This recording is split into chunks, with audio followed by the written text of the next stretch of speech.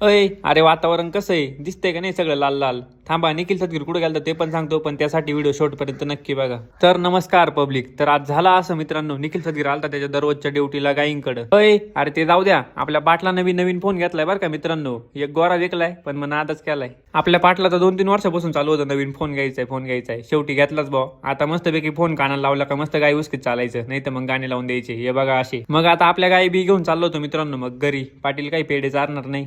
घरी आलो, आपल्या गाय बी गोट्यात मानल्या आलतो वावरात. माऊली तर मस्तपैकी बसली इथं बांधाव. पोपटा म्हणे चाल आपल्याला जायचंय औषध आणायला. म्हणलं चाल भाऊ. कोणत्या रस्त्याने घेऊन चालला होता काय माहिती भाऊ, इकडे मी पहिल्यांदा चालूय. आपली दुम वाकडी तिकडी करून खड्ड्या खुड्ड्यातून घालून या दुकानात आलतो मित्रांनो औषध न्यायला. तर हे बघा मित्रांनो, हे गाव आहे. इथं काही बॅनर वगैरे काही देईल नाही. इथं मला तर काही कळणार कोणतं गाव आहे. तुम्हाला माहित असेल तर कमेंट करून सांगा बरं तेवढं.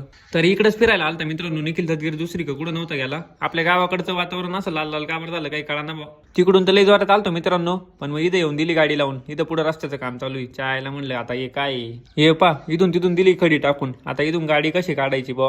तिथून वाकडी तिकडी करत कशी तरी गाडी काढली बा मित्रांनो आपली धूम. म्हणलं चला आता घरी.